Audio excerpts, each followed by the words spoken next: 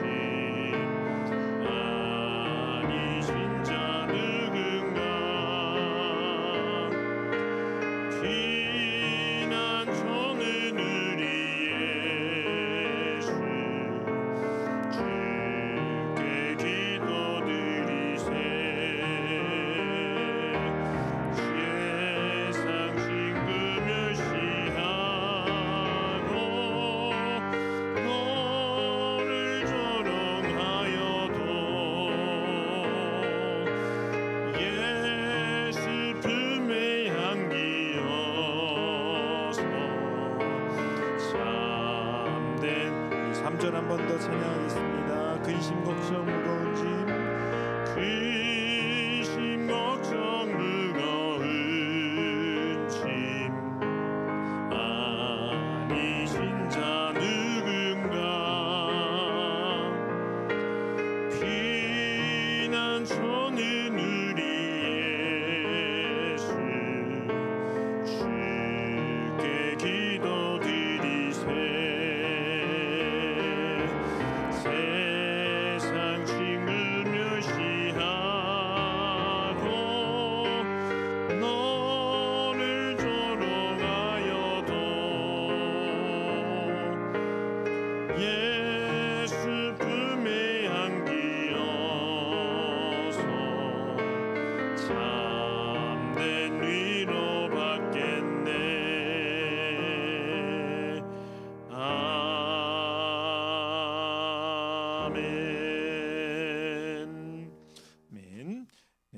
하나님께서 우리에게 주신 말씀은 시편 89편 38절부터 52절까지 말씀입니다.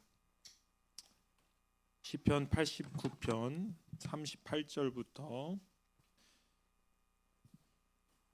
52절까지 말씀입니다.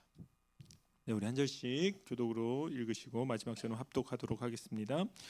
그러나 주께서 주의 기름 부음 받은 자에게 놓아사 물리쳐서 버리셨으며 주의 종의 언약을 미워하사 그의 관을 땅에 던져 욕되게 하셨으며 그의 모든 울타리를 파괴하시며 그 요새를 무너뜨리셨으므로 길로 지나가는 자들에게 다 탈취를 당하며 그의 이웃에게 욕을 당하나이다.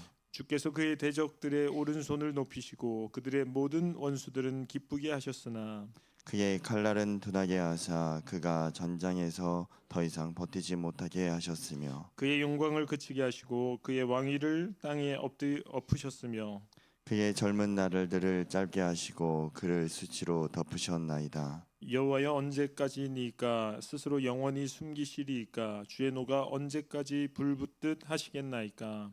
나의 때가 얼마나 짧은지 기억하소서. 주께서 모든 사람을 어찌 그리 허무하게 창조하셨는지요. 누가 살아서 죽음을 보지 못 아니하고 자기의 영혼을 수월의 권세에서 건지리이까. 주여 주의 성실하심으로 다윗에게 맹세하신 그 전에 인자하심이 어디 있나이까.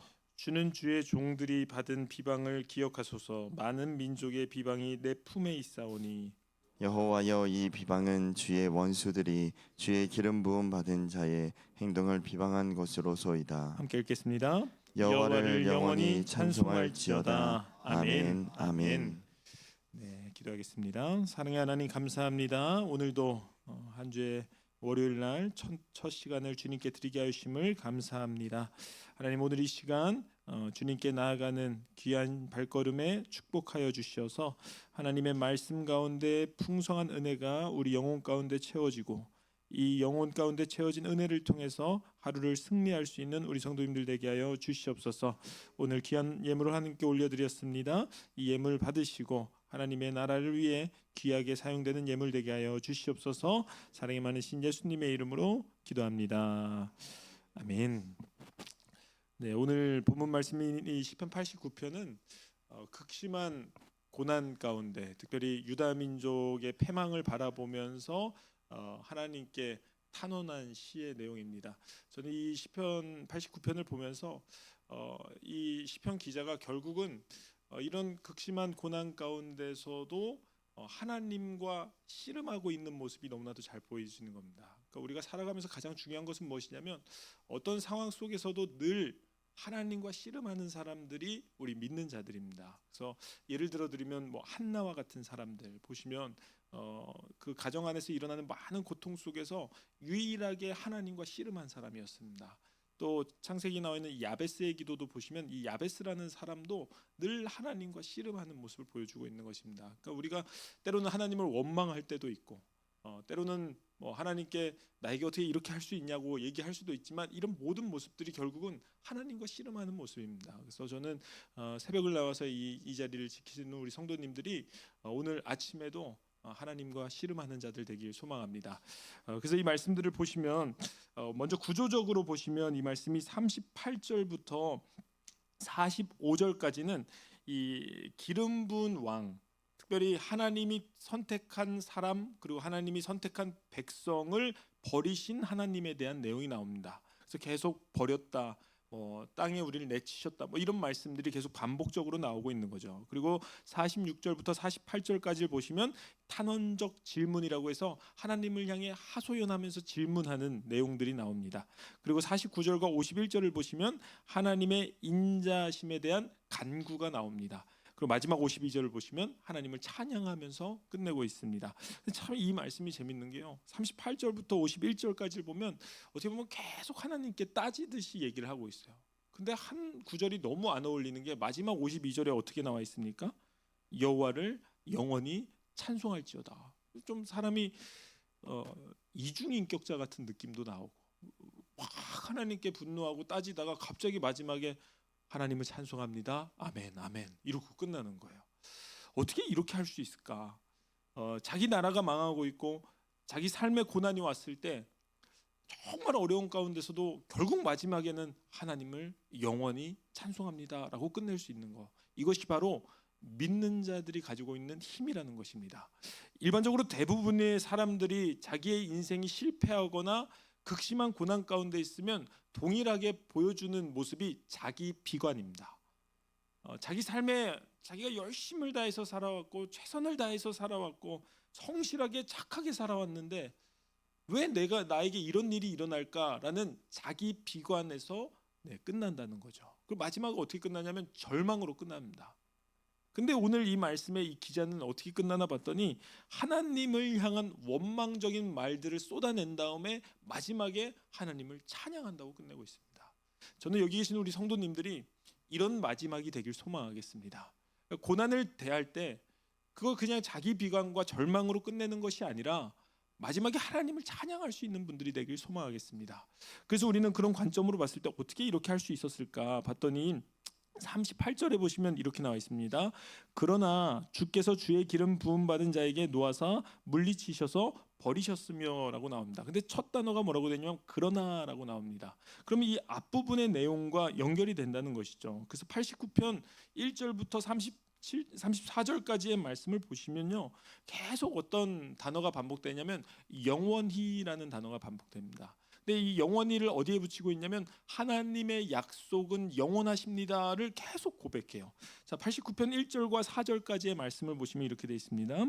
내가 여호와의 인자하심을 영원히 노래하며 주의 성실하심을 내 입으로 대대히 알게 하리이다.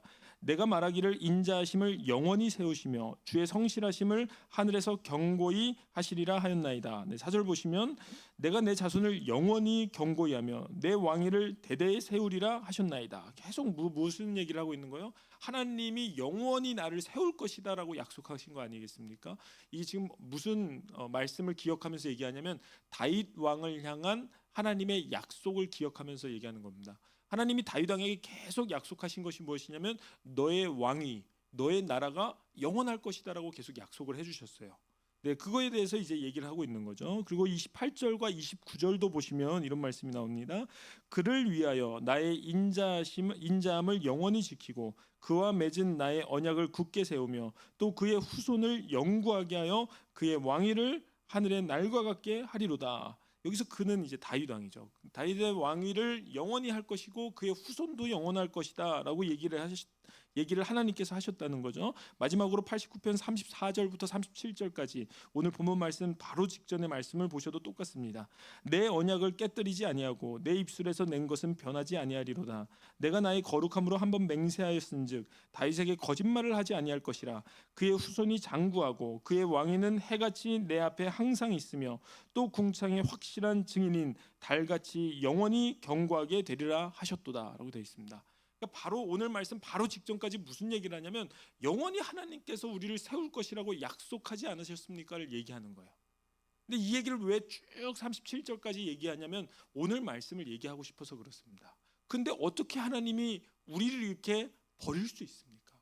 아무리 분노하시고 아무리 우리가 죄 가운데 있었지만 어떻게 우리나라를 이렇게 버릴 수 있습니까? 라고 따지고 있는 것입니다. 그래서 다시 1절부터 4절까지 말씀을 38절부터 41절까지 말씀을 보시면 그러나 주께서 주의 기름 부음 받은 자에게 놓아사 물리치셔서 버리셨으며 주의 종의 언약을 미워하사 그의 관을 땅에 던져 욕되게 하셨으며 라고 되어 있습니다. 언약을 어떻게 했다고요?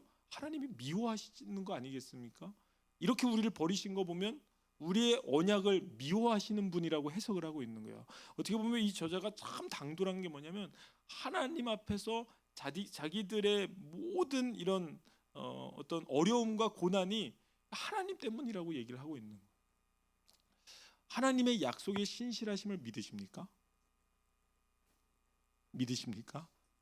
하나님의 약속의 신실하심은 결국 하나님을 믿는 자들을 영원히 지키실 것이라는 믿음입니다. 그러니까 지금 이 저자는 너무 억울한 게 뭐냐면 물론 자기들이 잘못했을 수 있어도 뭐에 대한 굳건한 믿음이 있냐면 하나님이 나를 영원히 지키실 것이라는 믿음이 있는 거예요. 그러다 보니까 내 상황과 비교해 봤을 때 분명히 우리 다윗 왕에게 이런 약속을 하셨는데 우리 상황은 전혀 그렇지 않다는 거죠. 그러니까 우리 그리스도인들도 마찬가지입니다. 우리가 예수님을 통해 하나님을 믿고 나서부터는 하나님의 보호하심과 지키심 안에 우리가 들어간다고 했는데 내 삶을 보니까 그렇지 않을 때가 너무나도 많은 거예요. 그래서 이렇게 고백할 때가 있는 거죠. 하나님이 약속을 미워하시는 거 아니겠습니까? 우리를 욕되게 하고 우리를 버리는 거 아니겠습니까? 라고 얘기를 하는 것입니다. 그러니까 때로는 우리가 좀 당돌할 수 있어도 이런 믿음이 있어야 됩니다. 우리가 어떻게 보면 이게 참 믿음이 약해 보인다고 생각할 수 있지만 어떻게 보면 하나님이 보셨을 때는 이 사람이 정말 믿음이 좋은 사람이지 않을까 생각합니다. 하나님의 약속에 대한 굳건한 믿음. 저도 이제 저희 딸과 아들을 키우지만 특히 저희 딸이 이 부모님이 한 이 작은 말도 잊지를 않는 거예요. 그래서 제가 지난주에 그 바나바 훈련을 가기 전에 저희 아내한테 비밀 이렇게 몰래 딸한테 아빠가 갔다 와서 저희 딸이 이 만들기를 좋아하거든요. 그래서 과자를 사줄게라는 말보다 이제 쿠키 만들기 사줄게 이 말을 되게 좋아해요. 저는 이제 오이를 딸이랑 떨어지다 보니까 이 아빠의 애절한 마음으로 딸한테 아빠가 쿠키 만들기 사줄게라고 얘기를 하고 갔어요, 몰래. 그래서 우리 딸이 이상하게 훈련에 가 있는데 요번 따라 사랑한다는 고백을 그렇게 많이 하는 거예요. 예전 같으면 그냥 아빠 사랑해 요 정도 하는데 아빠 내가 우주만큼 사랑해 막 이렇게 하는 거예요. 왜 부담스럽게 왜 그러지 했는데 생각해 보니까 이 약속이 있는 것 같은 거예요. 그래서 아니나 다를까 돌아오자마자 무슨 얘기부터 하냐면 아빠 사왔어? 이 얘기부터 하는. 근데 제가 사왔을까 안 사왔을까요? 안 사왔어요. 그거 살려면 좀 큰 마트에 가야 되는데 제가 훈련받는 바나바 훈련원도 시골에 있고 여기 부여에도 그 쿠키 만들기를 어디서 파는지 잘 모르겠어요. 그래서 제가 안 사와서 지금까지 안 사오니까 주말 내내 저를 들들 볶는 거예요. 아빠. 근데 특이한 건 뭐냐면 사랑한다는 고백이 사라졌어요. 약속을 안 지켜주니까 이것도 이게 없어진 거예요. 그러니까 어떻게 보면 이 하나님과 인간의 모습 속에서 이런 모습이지 않을까. 하나님이 아주 작게 얘기했어도 저희 딸은 그걸 굳건히 믿고 있는 거예요. 그러니까 어떻게 보면 우리가 참 순수한 믿음이라는 것이 무엇이냐면 하나님이 나를 지키시겠다고 약속하셨다면 그 약속을 믿는 겁니다. 그 때로는 내 상황이 그렇지 않을 때가 있을 때에도 늘 우리는 그걸 믿고 있는 겁니다. 우리가 아무리 극심한 고통, 정말 죽을 것 같은 고통 속에서도 뭘 믿냐면 하나님이 날 지키시겠다고 약속하지 않으셨습니까? 라고 믿는 겁니다. 그러니까 때로는 우리가 정말 힘들 때는 하나님한테 따지시기라도 하셔야 된다는 거예요. 새벽에 나와서 하나님 어떻게 내 인생을 이렇게 하십니까?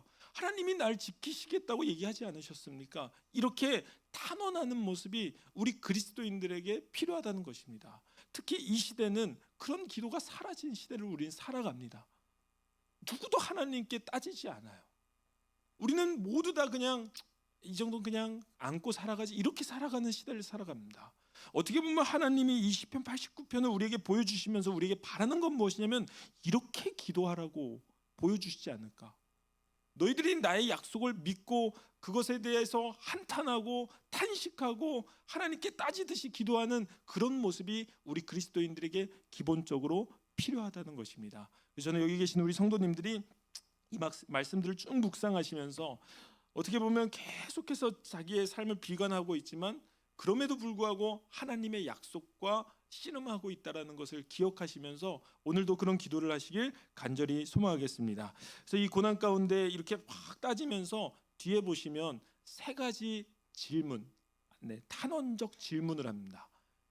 그 질문들을 통해서 이 고난을 어떻게 이겨나갈 수 있는지에 대해서 한번 마지막으로 보도록 하겠습니다. 46절부터 49절까지를 보시면 세 가지 질문, 따지듯이 질문하는 부분이 나옵니다. 46절을 먼저 보시면 이렇게 합니다.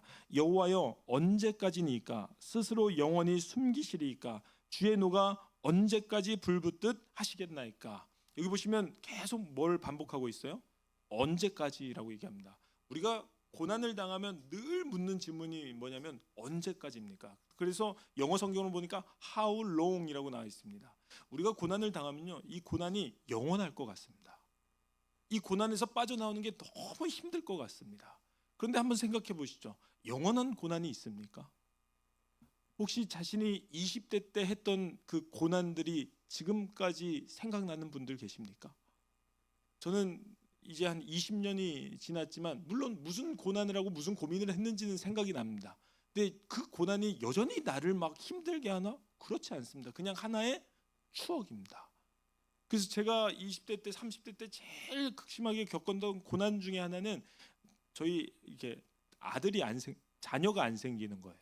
그래서 신혼 이제 결혼을 하고 나서 자녀가 안 생겨서 저희 아내랑 한 2년 가까이를 계속 기도했어요. 때로는 막 울면서도 기도했고, 때로는 하나님한테 따지듯이도 기도했고, 또 간구하면서도 기도했는데 문제는 뭐냐면 언제 생길까? 이게 계속 궁금한 거죠. 언제까지 내가 이 기도를 해야 될까?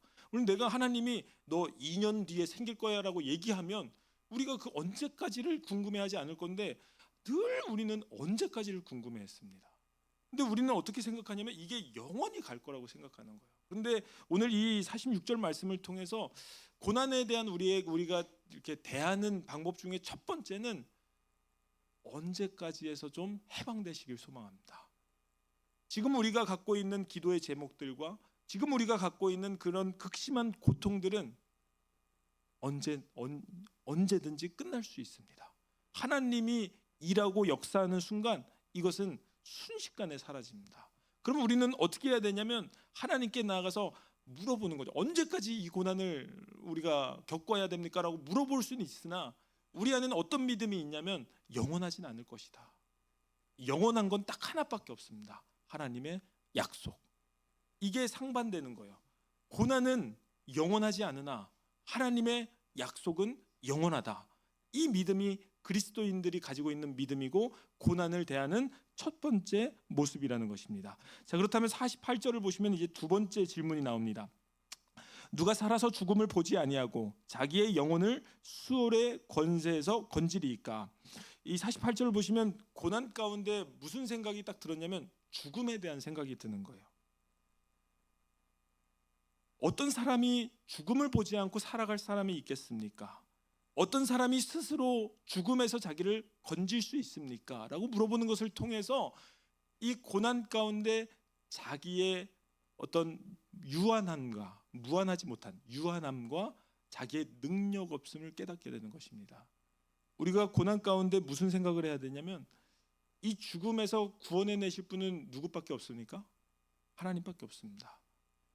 어떻게 보면 우리가 교만해서 세상에 겪는 모든 고난은 내가 해결할 수 있을 거라고 생각하며 살아갈 수 있습니다. 근데 문제는 뭐냐면 유일하게 우리가 해결할 수 없는 가장 큰 고난 중에 하나는 뭐냐면 죽음입니다.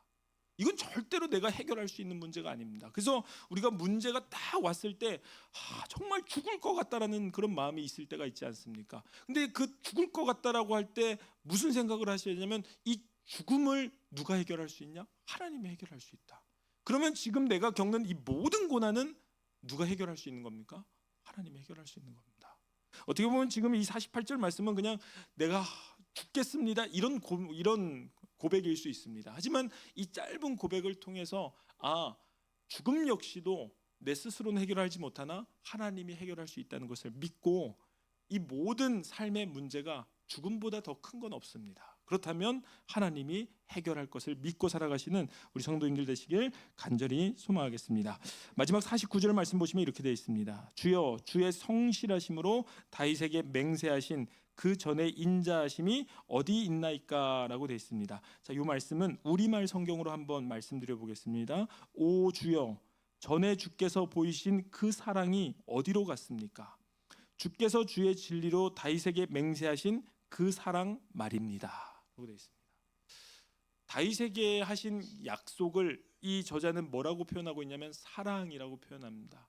하나님이 다윗을 사랑하셨기 때문에 약속하셨다. 그러면은 이 지금 마지막으로 이 저자가 무엇을 생각하냐면 하나님의 사랑을 생각하는 것입니다.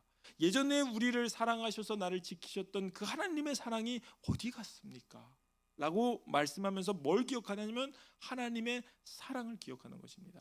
아마 저희 딸도 이 쿠키 만들기를 통해서 나중에는 뭘 기억할까요? 아빠의 사랑을 기억하는 거죠. 이 약속들을 통해서 아버지가 나를 사랑했구나를 기억하는 겁니다. 우리는 이 고난을 대하는 마지막 자세, 가장 중요한 자세는 뭐냐면 하나님의 사랑을 계속 생각하는 겁니다. 내가 아무리 힘들 때에 있어도, 내가 아무리 어려운 일이 있어도 하나님이 나를 사랑하셔서 예전에 나를 구원하셨듯이 지금도 그 사랑이 나를 지킨다라는 믿음을 계속해서 나에게 부어 넣을 때 우리는 무너지지 않고 영원히 쓰러지지 않고 마지막 절처럼 내가 영원히 하나님을 찬양합니다라고 고백할 수 있는 것입니다. 저는 오늘 우리 성도님들이 이 세 가지의 질문을 통해서 우리가 어떤 환난이나 문제, 어려움을 겪을 때마다 이 세 가지 언제를 기억하시고 죽음을 기억하시고 사랑을 기억하셔서 영원히 하나님을 찬양할 수 있는 그 내 마음을 역전할 수 있는 그런 성도님들 되시길 간절히 소망하겠습니다. 기도하겠습니다.